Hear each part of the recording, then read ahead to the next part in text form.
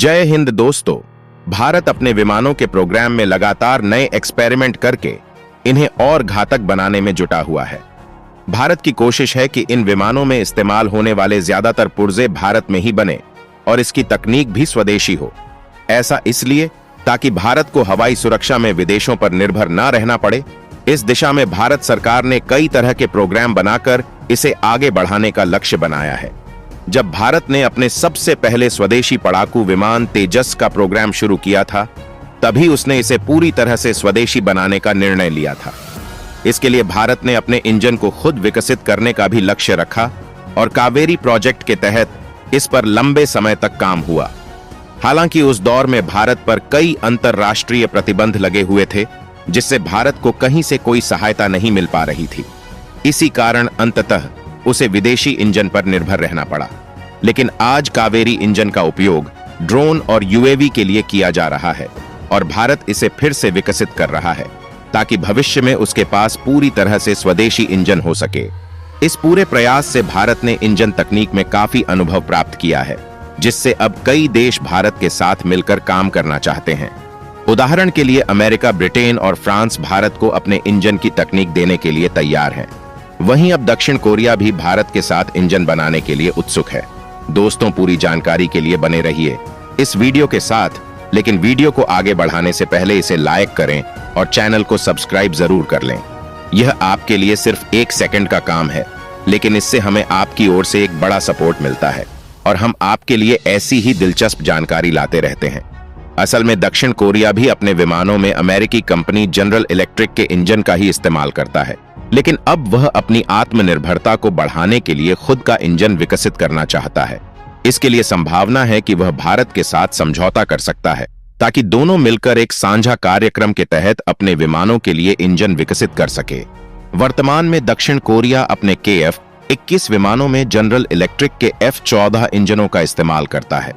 America और दक्षिण Korea का संबंध काफी मजबूत है, लेकिन अब दक्षिण कोरिया इस मामले में आत्मनिर्भर बनना चाहता है।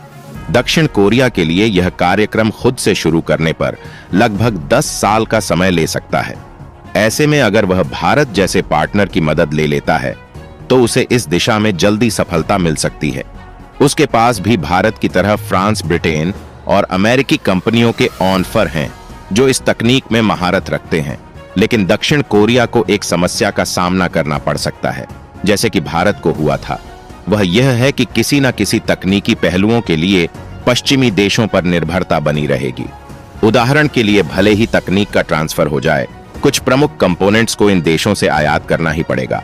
और अगर कभी ऐसे हालात बने जैसे कि यूक्रेन युद्ध के समय रूस पर पश्चिमी देशों ने सैकड़ों बैन लगा दिए थे, तो यह संभावना बनती है कि वे किसी भी देश की सप्लाई रोक सकते हैं। ऐसे में जरूरी है कि भारत और दक्षिण कोरिया अपनी स्वदेशी तकनीक को विकसित करें। भारत को भी अपने भविष्य के स्वदेशी फाइटर विमान MK के लिए इंजन की जरूरत है। अभी के लिए भारत तेजस विमानों में अमेरिकी इंजन पर निर्भर है और भारत में F-414 इंजनों के उत्पादन के लिए एक डील भी की जा रही है, जिसके इस साल के अंत तक फाइनल होने के आसार हैं। भारत बेंगलुरु में अमेरिका के साथ मिलकर इन इंजनों का प्रोडक्शन करेगा। तेजस मार्क 2 विमानों के लिए एल और जनरल इलेक्ट्रिक मिलकर 99 इंजन बनाएंगे और इस प्रक्रिया में इसकी तकनीक भी भारत को ट्रांसफर की जाएगी।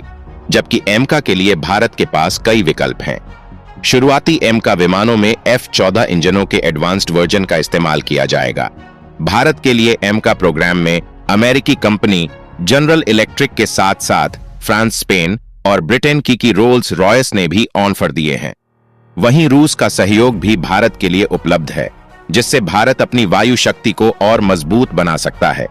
हालांकि दक्षिण कोरिया और भारत दोनों के सामने एक ही चुनौती है, और वह है पश्चिमी देशों पर निर्भरता। फ्रांस और अन्य पश्चिमी कंपनियां भले ही तकनीकी ट्रांसफर के लिए तैयार हैं, लेकिन वे अपने कुछ प्रमुख तकनीकी रहस्यों को साझा नहीं करना चाहती। इस कारण भारत को इन कंपनियों से कुछ विशेष कंपोनेंट्स आयात करना ही पड़ेगा और उनकी सप्लाई में देरी का जोखिम हमेशा बना रहेगा। यही कारण है कि भारत अपने स्वदेशी प्रोजेक्ट पर भी पूरी ताकत से काम कर रहा है ताकि भारतीय वायुसेना को समय पर नए विमान डिलीवर किए जा सके। फ्रांस ने भारत को ऑफर दिया है कि वह न केवल तकनीक ट्रांसफर करेगा, बल्कि भारत में इंजनों की सप्लाई चेन से लेकर इंजन निर्माण का पूरा इकोसिस्टम भी स्थापित करेगा। के अलावा भारतीय इंजीनियरों को ट्रेनिंग देकर भारत को इन इंजनों का उत्पादन और निर्यात करने का अधिकार भी देगा। साथ ही भारत को इंजनों की टेस्टिंग के लिए प्लेटफॉर्म भी ऑफर किए जा रहे हैं। भारत ने एमका के लिए अब तक फाइनल निर्णय नहीं लिया है। दक्षिण कोरिया हो या भारत, अगर वे पश्चिमी देशों के साथ डील करते हैं तो अपनी सुरक्षा के लिए उन पर निर्भरता हमेशा बनी रहेगी।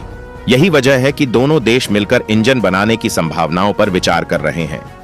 भारत के पास कावेरी इंजन को विकसित करने का लंबा अनुभव है और एक मजबूत इकोसिस्टम भी है जिसे दक्षिण कोरिया भी अपने प्रोजेक्ट में शामिल कर सकता है। दोनों देशों का साथ मिलकर काम करने से सरकारों का आर्थिक बोझ भी कम हो जाएगा और दक्षिण कोरिया को भारत के विशाल रक्षा बाजार में व्यापार के नए अवसर मिलेंगे। भारत हर साल बड़ी मात्रा में दुनिया भर से हथियार खरीदता है। ऐसे में दक्षिण कोरिया को भी एक बड़ा मौका मिल सकता है। यूरोपीय देशों की तरह दोनों मिलकर इस रक्षा तकनीक को विकसित करेंगे, जिससे उनके बीच एक मजबूत संबंध और साझेदारी विकसित होगी। भारत में इस मुहिम के तहत काम होने से देश में निवेश भी बढ़ेगा और दोनों देश हवाई सुरक्षा के मामले में आत्मनिर्भर हो जाएंगे। दोस्तों, आपको याद होगा कि कुछ दिन पहले जर्मनी ने भारत को अर्जुन टैंक के इंजन देने से मना कर दिया था। आज वही जर्मनी भारत के साथ मिलकर काम करने की मंशा जाहिर कर रहा है। जैसे ही पीएम मोदी ब्रिक्स 2024 का समिट अटेंड करके लौटे, उसी समय जर्मनी के चांसलर ओलाफ शोल्स भारत की धरती पर आए। यह महज एक संयोग नहीं है, बल्कि यह भारत की जियोपॉलिटिक्स का कमाल है। जर्मनी ने हाल ही में भारत को मिलिट्री परचेस में एक विशेष दर्जा भी दिया है। अब भारत उन चुनिंदा देशों की सूची में शामिल हो चुका है जिन्हें जर्मनी अपनी उन्नत सैन्य तकनीक का निर्यात करता है। कभी कभी एक कदम पूरी दुनिया की जियोपॉलिटिक्स को बदल देता है और शायद जर्मनी का यह कदम भारत के साथ उसी दिशा में बढ़ रहा है। चांसलर ओलाफ शोल्स की एक और उम्मीद है कि भारत के साथ जल्द ही मिलिट्री लॉजिस्टिक्स पैक्ट साइन हो जाएगा। तो दोस्तों, इस बारे में आपकी क्या राय है? कमेंट बॉक्स में जरूर बताएं और अगर आपको वीडियो अच्छा लगा हो तो चैनल को सब्सक्राइब जरूर करना। मिलते हैं अगली वीडियो में, तब तक के लिए जय हिंद, जय भारत।